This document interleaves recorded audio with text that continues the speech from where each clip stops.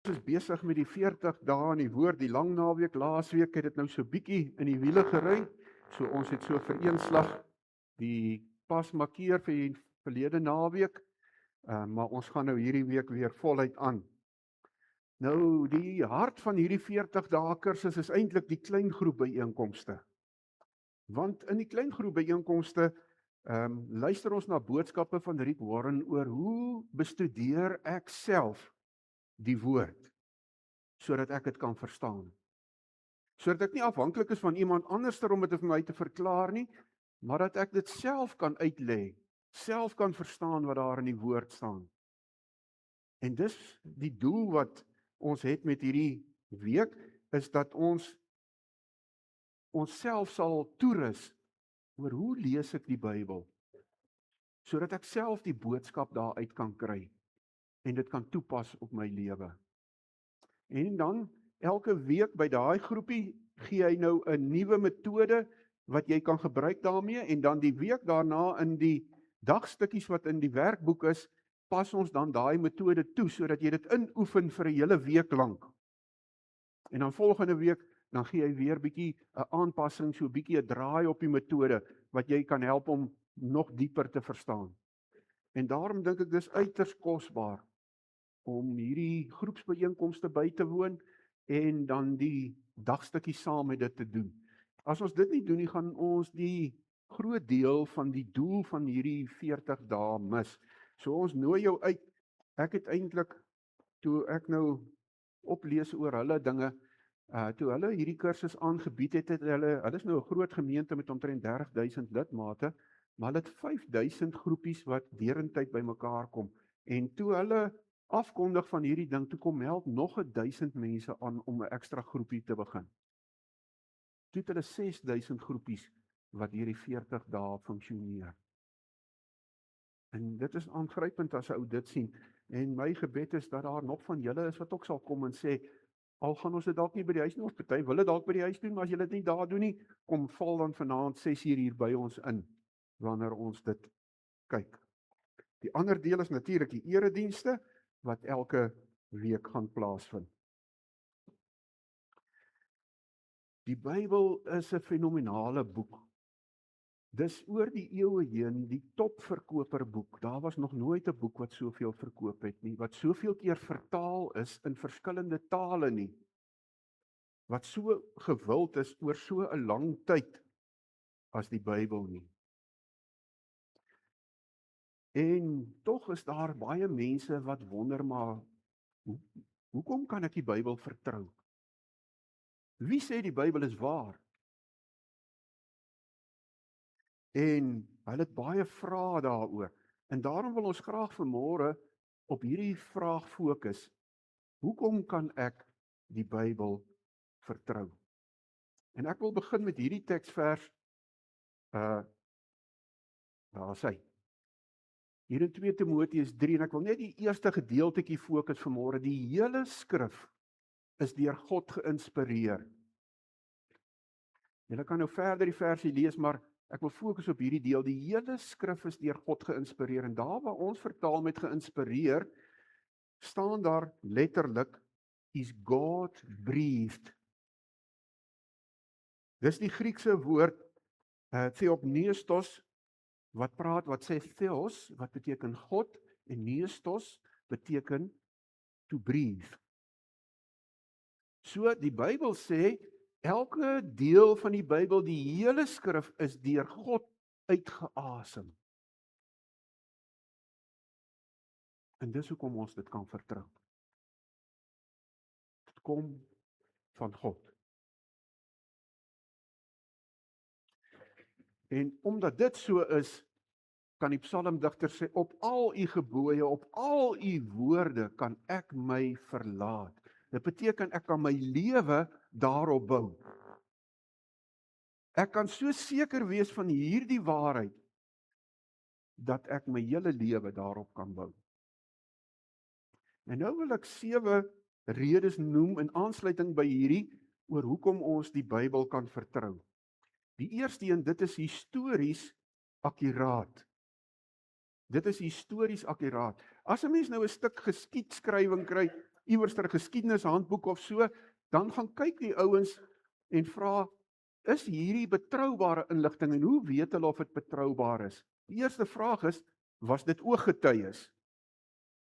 Was dit mense wat dit self gesien het of was dit alles hoorsê? En as dit ooggetuies is, dan is die betroubaarheid van daardie bron baie hoog. Partykeer dan kry jy, dit was nie die ooggetuie self nie, maar iemand wat dit gehoor het by die ooggetuie.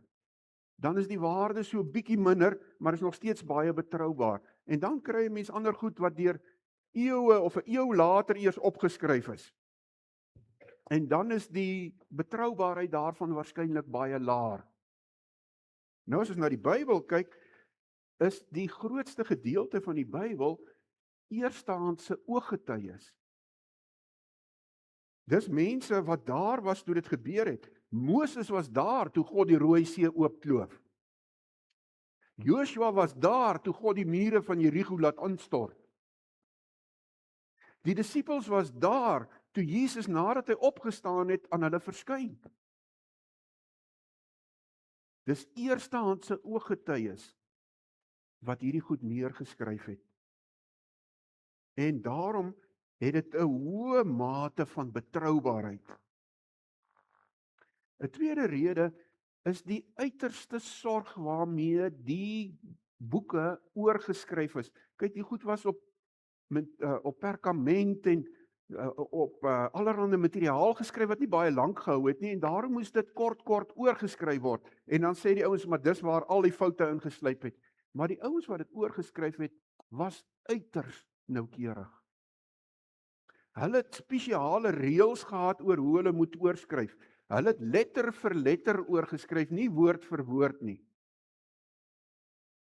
Hulle het byvoorbeeld geweet hoeveel keer kom die letter A in 'n spesifieke boek voor. En as hulle die boek klaar oorgeskryf het, het hulle gaan tel. Sê nou maar daar moes nou 1244 keer moes die letter A voorkom, dan tel hulle. En as hy 1245 keer voorkom, dan gooi hulle dit uit en hulle begin oorskryf. So noukeurig was hulle in die oorskryf van die Bybelboeke wat hulle gehad het. En daarom is dit baie betroubaar. Verder bewys die argeologie so oor en oor die waarheid van die Bybel. As ons lees byvoorbeeld daar waar Paulus by die Areopagus was, hulle het dit opgegrou, hulle het dit gekry, dit is soos wat Paulus dit in die Bybel geskryf het. As hulle praat van die poel van Siloam, hulle het dit opgegrou, dis daar, jy kan dit gaan kyk. Baie keer dan sê ouens, nee, maar die Bybel moet verkeerd wees. Hulle sê byvoorbeeld, daar waar die Bybel praat oor Salomo het soveel perde gehad, dan sê hulle, nee, dis nie waar nie. Die ouens in daai tyd en daai streek het nie perde gebruik nie. So die Bybel is nie waar nie. Toe hulle die tempel van Salomo, die paleis van Salomo opgegrawe, toe kry hulle 1000 perdestalle met perde toerusting daarin. Die Bybel was reg en hulle was verkeerd. Dis die eerste rede hoekom ons die Bybel kan vertrou. Dit is histories akkuraat. En daarom staan daar van die woord van die Here is reg en al sy werk is met trou. 'n tweede rede hoekom ons die Bybel kan vertrou is dit is wetenskaplik akkuraat. En dis nou 'n groot ding om te sê. Hier in Psalm 148 staan, laat hulle die naam van die Here prys. Nou daai hulle waarvan gepraat word is al die hele hemelliggame, die sterre, die planete, dit alles, want hy het beveel en hulle is geskep. Hy het vir hulle vir altyd hulle vaste plek gegee, vir hulle 'n orde neergelê waar buite hulle nie kan beweeg nie. Wie kan die beste sê hoe goed werk? Die een wat dit navors of die een wat dit gemaak het? En God het dit alles gemaak. Hy het die orde van elke ding in hierdie heelal bepaal. En soveel keer het die geleerdes hulle nou al vasgeloop omdat hulle probeer om 'n teenstelling te bring tussen dit wat God sê en dit wat die wetenskap sê. En dan sê hulle, sien julle, die Bybel is verkeerd, want die wetenskap het nou dit bewys. Maar as ons daaroor bietjie gesels, dan kom ons agter, die waarheid verander nooit. Maar het julle agtergekom, die wetenskap verander altyd. Het julle dit al agtergekom? Dit wat die ouens nou sê wetenskaplik korrek is, hulle sal sê, jy mag nou nie botter eet nie, jy moet nou margarine eet. Margarine is vir jou baie beter as botter. En dan 20 jaar later, dan kom hulle agter, nee, botter is vir jou baie beter as margarine. Dan die wetenskap weer verander. En so is daar soveel voorbeelde daarvan. 'n man met die naam van Johannes Kepler het gesê, wetenskap is om God se gedagtes agter hom aan te dink. Is ons fors na, ons probeer dink, hoe het God hierdie goed ontwerp? Hoe het hy gemaak dat hierdie goed moet werk? En dan ontdek ons ietsie daarvan, dan dink ons, nou weet ons hoe, en dan kom ons later agter, ons het nog net die puntjie van die ysberg ontdek. En hoe dieper ons gaan, hoe meer vind ons uit oor hierdie goed. Maar God is die bron van alle wetenskap. En daarom weet hy presies hoe elke ding werk. As ons nou 'n bietjie kyk na 'n paar voorbeelde daarvan. So 150 jaar voor Christus was daar 'n groot wetenskaplike wat 'n groot geskrif uitgegee het waarin hy gesê het, hy het dit nou mooi nagevors. Daar is 1222 sterre, 1222 sterre in die heelal. En die ouens het dit geglo vir 100 en 300 jaar lank, en toe kom Ptolemeus, en hy sê, nee man, hierdie ouens van sy kop af, hy kan nie tel nie. Daar's 1226 sterre. Daar's 4 sterre meer. Maar in die Bybel staan daar so, hy praat nou oor die nageslag van Dawid, wat die Here sê, hy sal hulle so baie maak, soos die sterre wat nie getel kan word nie. Wat sê die wetenskap vandag? Ons kan nie die sterre tel nie. Maar hierdie kom uit die Bybel uit, duisende jare terug. Die Bybel was reg. Die volgende voorbeeld is, God sprei die hemel uit oor die leë ruimte, hy laat die aarde hang waar niks is nie. Wetenskaplikes het vir eeue lank probeer om te sê, waarop rus die aarde? En party het gepraat van pilare, en ander het gepraat van, die aarde rus op olifante se rug, en ek weet nie wat se goed als nie, en hulle het deur die eeue al hierdie teorieë gehad, deur die wetenskap, en uiteindelik het die ouens uitgevind, dis presies waar, net soos dit in die Bybel staan. God laat die aarde hang, waar niks is nie. God het sy troon bo kan die hemelkoepel, die sfeer, die aardbewoners is vir hom so sprinkane. Nêrens in die Bybel staan die aarde is plat nie. En in hierdie gedeelte uit Jesaja staan, dat die troon van God bo kan die hemelkoepel is, die Engels vertaal daai woord met sfeer. 'n Sfeer is soos 'n bal. Die Bybel het dit al eeue terug gesê, voordat enige wetenskaplike dit ontdek het. Hier staan, omdat die lewe van 'n liggaam in die bloed is, en dan praat hy nou iets verder daaroor, maar die punt wat ek wil maak hier is, jare terug het die wetenskap gesê, as iemand siek is, moet jy bloed laat, jy moet bloed uit sy liggaam uittap, sodat hy kan gesond word. Later jare, toe kom die wetenskap agter, as iemand siek is, moet jy vir hom bloed gee. Want die lewe is in die bloed. Hulle het nie geweet wat is die doel van die hart nie. Hulle het gesê die hart verwarm die liggaam, dit gee hitte in die liggaam. En eers eeue later kom die ouens agter, nee, die hart is die pomp wat die bloed, wat die lewe gee deur die liggaam kom. Maar dit staan in die Bybel.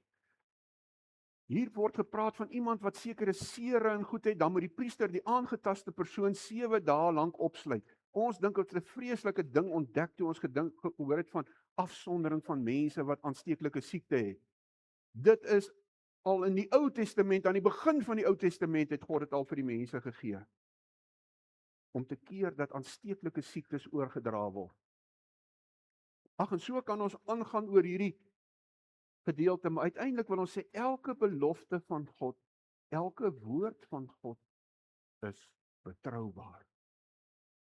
Ook wat die wetenskap betref. As iemand sê, die Bybel en die wetenskap weerspreek mekaar, dan is dit of omdat ons nog nie die wetenskap reg verstaan nie, of omdat ons nog nie die Bybel mooi bestudeer het nie.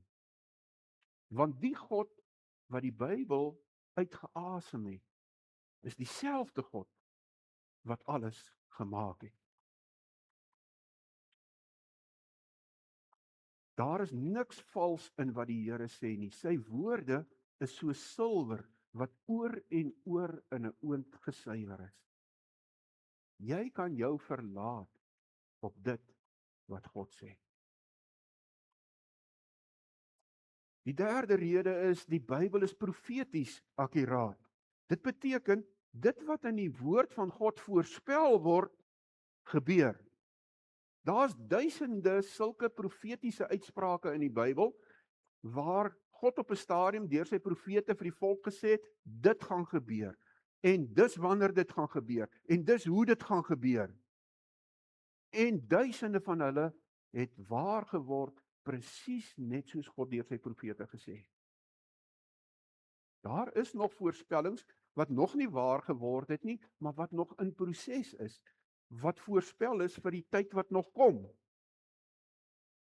Maar ook dit gaan gebeur, net soos God voorspel het, deur sy profete. Hier in Petrus skryf Petrus, hy sê, geen profesie is ooit deur die wil van 'n mens voortgebring nie. Nee, deur die Heilige Gees meegevoer, het mense die woord wat van God kom, verkondig. Weet julle, in daai Bybelse tyd, in die Ou Testamentiese tyd, wou mense eintlik nie profete wees nie. Want daar was 'n wet wat gesê het, as 'n profeet iets voorspel, en dit gebeur nie soos wat hy gesê het nie, is hy 'n vals profeet, en dan moet hy doodgemaak word. Daarom wou die ouens nie profete wees nie. Maar die ouens wat waarlik deur God geroep is, elke voorspelling wat hy gemaak het, het gebeur presies soos God gesê het. Oor Jesus self is daar meer as 300 voorspellings gemaak. Daar's voorspel wanneer hy gebore sou word, hoe hy gebore sou word, wat hy sou doen, daar's voorspel hoe hy sou sterf, en al daai goed het presies waar geword, net soos dit byvoorbeeld 1000 jaar voor sy geboorte al voorspel is. Dawid skryf in een van die psalms oor kruisiging. Hy gebruik nie die woord kruisiging nie, maar hy beskryf dit net soos wat kruisiging is. Al het die Romeine eers eeue later begin met kruisiging. Maar God het dit aan sy profete bekend gemaak. En hulle het dit vooruit geweet, omdat God dit vir hulle bekend gemaak het. Maar dit alles het gebeur, sê die Here Jesus, sodat die geskrifte van die profete vervul kan word. God het seker goed deur sy profete vervul, en dan het hy gesorg dat dit wat hy voorspel het deur die profete gebeur, presies soos wat hy deur die profete gesê het. Want hy wou daardeur vir ons wys, hoe absoluut betroubaar hy is, en dit wat hy vir ons sê. Toe sê die engel vir my, daar in Openbaring, nou hierdie woorde is betroubaar en waar. Die Here God, wat sy gees aan die profete gee, het sy engel gestuur om vir sy dienaars te wys wat binnekort moet gebeur. So dit wat God deur sy profete aan ons bekend gemaak het, dit wat ons in die Bybel kry, is betroubaar en waar. Jy kan jou lewe daarop bou. Ek kan die Bybel vertrou, want dit is tematies 'n eenheid. Nou dit klink nou nie na 'n vreeslike ding nie, maar as jy nou 'n boek vat vandag, dan kan jy sê, maar kyk, hierdie boek is ook 'n tematiese eenheid. Ja, maar die Bybel is 'n ander boek. Die Bybel is oor 'n tydperk van 1600 jaar geskryf. Deur 40 verskillende outeurs, wat die meeste van hulle het mekaar nooit geken nie. Dis op 3 verskillende kontinente geskryf, in 3 verskillende tale. En tog pas elke deel by die res. Tog vorm dit 'n eenheid wat die hele Bybel saambind. Hoe is dit moontlik menslikerwys?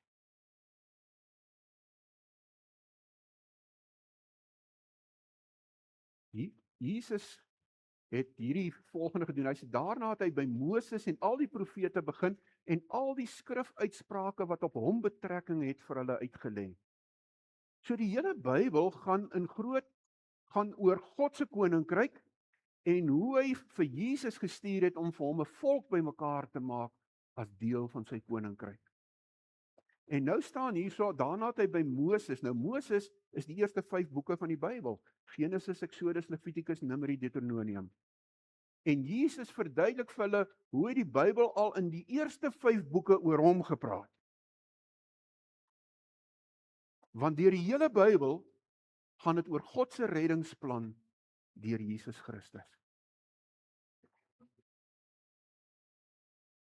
En dan praat hy met die Fariseërs, die skrifgeleerdes. Hy sê julle ondersoek die skrif omdat julle dink dat julle die ewige lewe daarin kry. En dit is juis die skrif wat oor my getuig. Nou daai skrif waarvan hy daar praat is die Ou Testament. Die Nuwe Testament was nog nie geskryf op daai stadium nie. So Jesus sê die hele Ou Testament getuig oor my. En dan sê hy vir die Fariseërs en die skrifgeleerdes, maar julle kyk dit heeltemal mis. Julle mis die boodskap van die Bybel.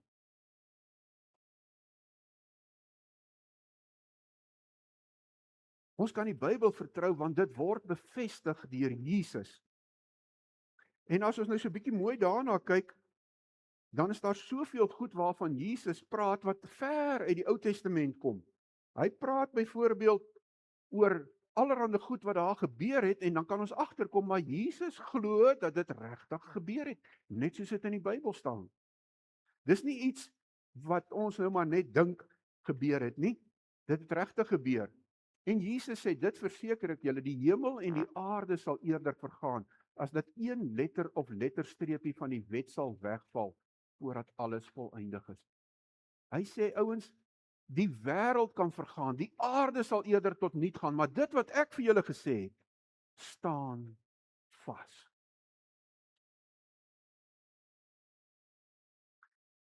Hy sê, ja, maar salig is hulle wat die woord van God hoor en dit bewaar. Saligheid kom wanneer jy die Bybel lees en dit wat jy in die Bybel lees glo en in jou hart bewaar. Dis hoe ons saligheid verkry. Hier is 'n paar voorbeelde van dinge wat Jesus geglo het. Daar was plekke wat daar was. As ons byvoorbeeld kyk hier, hy het geglo in die profete en jy kan gaan lees die teksgedeeltes, hoeveel keer verwys hy terug na die profete. Hy het geglo in Noag, hy verwys terug na Noag. Hy het geglo in Adam en Eva, hy verwys na hulle. Hy het geglo in Sodom en Gomorra. Hy het geglo in Jona wat vir 3 dae in die vis was. En as Jesus dit dan geglo het, hoe kan ek en jy dan sê, dis nie waar nie?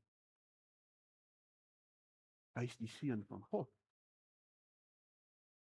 En as hy dit geglo het, kan ek en jy dit ook glo.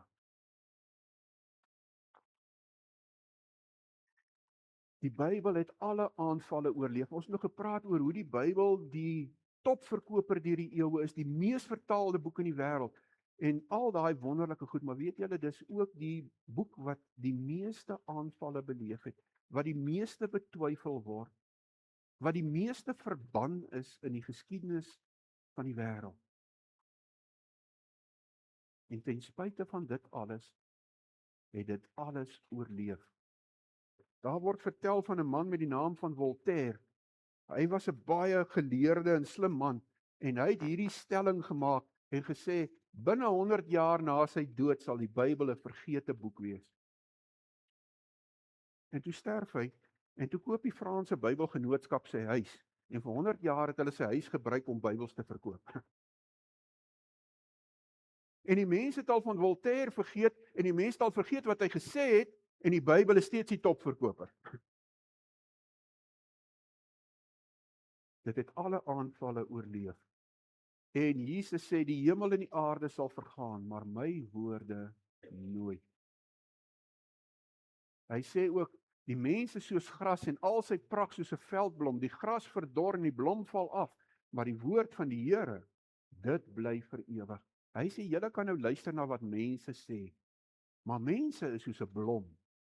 Hulle is die een oomblik daar en dan is hulle weg. Maar weet julle wat is anders as 'n mens? My woord. My woord is ewig. En jy kan dit vertrou. En die laaste rede hoekom ons die Bybel kan vertrou wat ons vandag noem is, dit het transformeringskrag. Dit het die krag om mense te verander. Ek kyk hierdie week so 'n video getuienis van 'n moslim man wat vertel hy het streng moslim groot geword. En toe kom sy vrou in aanraking met Christene en sy leer die Here Jesus ken en sy word 'n Christen.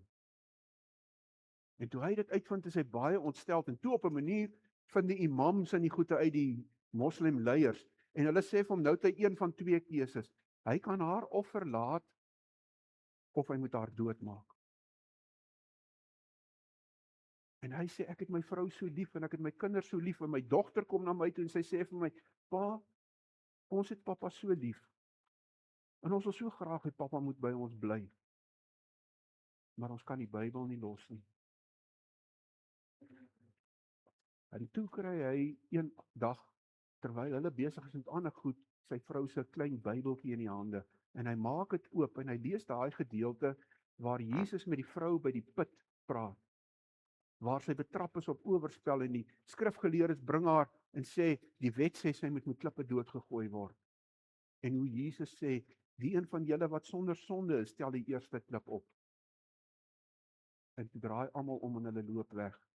En toe staan Jesus op en sê, mevrou, het niemand die oordeel oor jou volbring? Sy sê, nee Here, niemand nie. En hy sê, ek ook nie. Gaan maar nie sondig nie meer nie. En hierdie waarheid tref hierdie ou se hart so. Hy sê in die moslim godsdiens kry hy haat en wraak. En hier ontdek hy liefde en aanvaarding en genade. En dit gryp hom so dat hy ook tot bekering kom. Die woord van God het transformeringskrag. Dit kan mense se lewens totaal en al verander. Toe sê die Jesus vir die Jode wat in hom glo, as julle aan my woorde getrou bly, is julle waarlik my disippels, en julle sal die waarheid ken, en die waarheid sal julle vrymaak. Weet julle op hoeveel universiteite se mure is hierdie woorde gegraveer, die waarheid sal julle vrymaak. Maar hulle mis die eerste deel. Hulle weet nie dit kom uit die woord van God nie. Hulle dink hulle ontdek self die waarheid. En daarom is die wêreld in so 'n dwaal. Want ons soek die waarheid op al die verkeerde plekke. Uiteindelik is daar een groot vraag waarmee ek wil afsluit en daai vraag is: wat sal die hoogste autoriteit wees in my lewe? In jou lewe? As jy moet vra na die sin van die lewe, as jy moet vra na die waarheid in die lewe, waar soek jy dit? En uiteindelik is daar een bron, die Bybel, die woord van God. Dit is so hartseer, dat so baie van ons baie meer tyd deurbring met al die ander bronne, wat soveel leuns versprei, en so min tyd spandeer in die een ware bron, die woord van God. Vader, as ons vanmôre so gesels oor u woord, dan staan ons eintlik verstom oor dit wat u gedoen het. hoe u oor 1600 jaar 'n boek kon bymekaar sit, 'n boodskap kon deurgee wat 'n eenheid vorm. Al is dit deur 40 verskillende mense geskryf oor verskillende eeue en verskillende kontinente heen. En dankie Vader dat die woord God-breathed is. Dat u dit as ware uitgeasem het. Dankie dat dit histories korrek is, wetenskaplik korrek is. Al is dit nie 'n wetenskaphandboek nie. Dankie Here dat u vir ons soveel uit u woord leer, die waarheid leer oor die lewe. En help vir ons om u woord hoog te ag, Here, sodat u woord die hoogste autoriteit, die plek van gesag in ons hart, in ons lewe sal dra. Dat wanneer ons vra na die sin van die lewe, na die waarheid van die lewe, dat ons dit op die regte plek sal vind. Dankie dat u vir ons u woord gegee het. Ons eer u daarvoor, Here. Amen.